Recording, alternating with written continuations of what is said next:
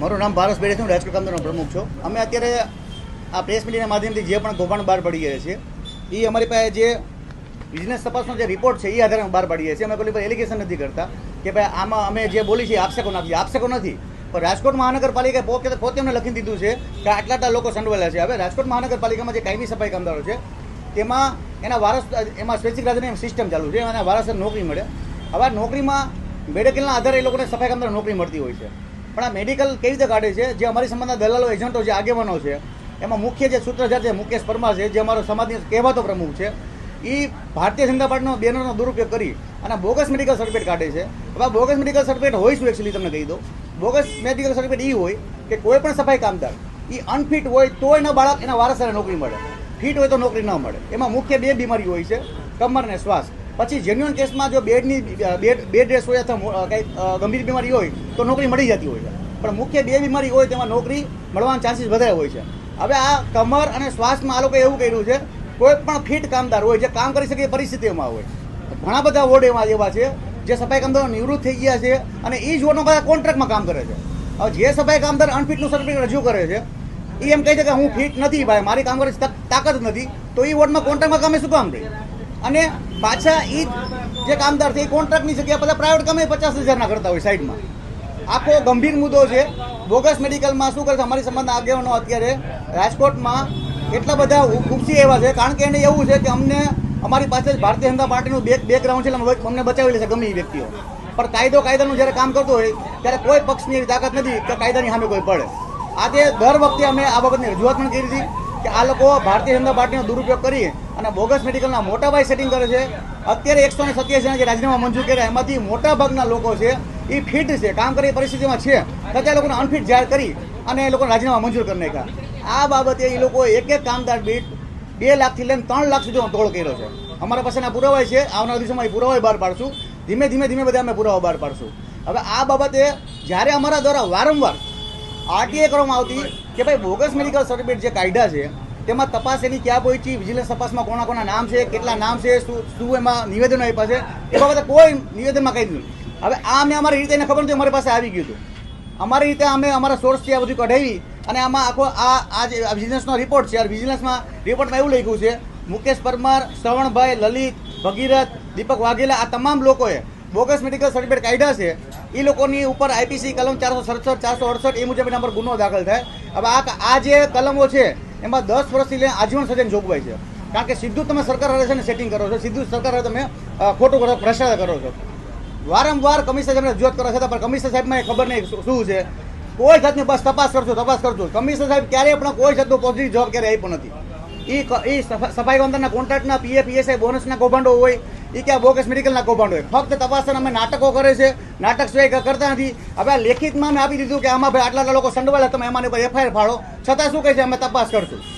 આમાં વિજિલન્સની ઓફિસરની સહી છે, સુરક્ષા અધિકારીની સહી છે, એ સહી કરેલી છે આઈએસ અધિકારીની, બરાબર. છતાં લોકો તપાસ અમે કરશું. અમારી સ્પષ્ટ માંગણી છે કે આમાં જે કાયદેસર રોગના ભોગ બન્યા હોય એ સફાઈ કામદારના વારસોને નોકરી આપવામાં આવે. જે લોકો ફિટ છે એના રાજીનામા કેન્સલ કરવામાં આવે. જે લોકોએ જે પ્રાઇવેટ હોસ્પિટલના ડૉક્ટરોએ આમાં મેડિકલ સર્ટિફિકેટ આપ્યું છે એ તમામ લોકોને વિનંતી કરું છું, તમામ લોકોને તમે શરત ચૂકની માફી માંગીને યાર એ જે મેડિકલ છે એ કેન્સલ કરી નાખો કે અમે આ ભાઈ મેડિકલ કેન્સલ કરી છે.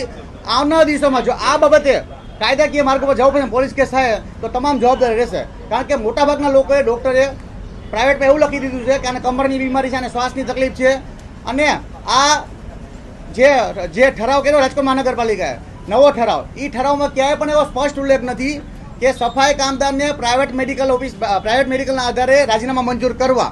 આ અમારી પાસે ઠરાવની કોપી પણ છે, છતાં લોકો રાજીનામા મંજૂર કરી નાખે. કારણ કે ક્યાંક ને ક્યાંક બધા અધિકારીઓની અંદર હપ્તા બાંધેલા છે, બધાને સેટિંગ કરેલા છે, નીચેથી લઈ ઉપર 5,000, 10,000, 15,000 એવા બધાને હપ્તા બાંધેલા છે.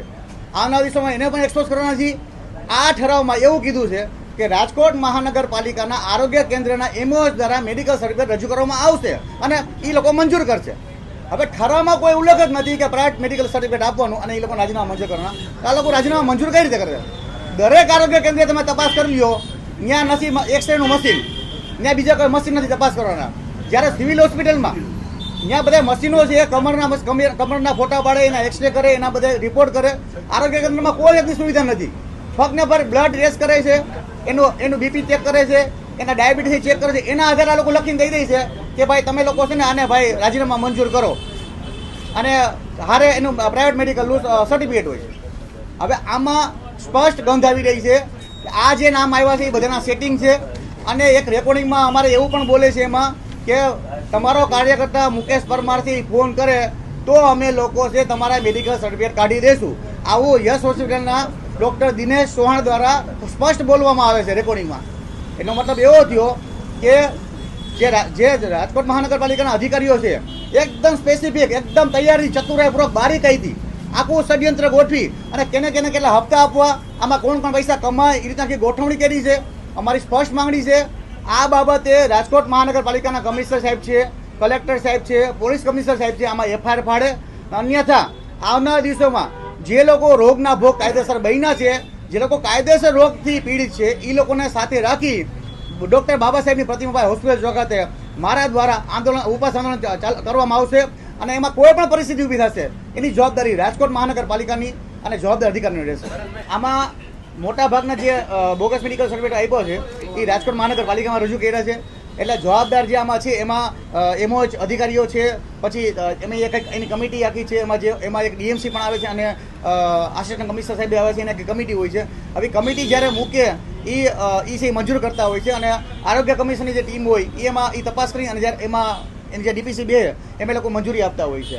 એનો મતલબ સ્પષ્ટ થઈ ગયું આમાં જવાબદાર જે અધિકારી હોય, મતલબ દાખલા તરીકે એસડબ્લ્યુ એમના કોઈ જવાબદાર અધિકારીઓ આવતા હોય.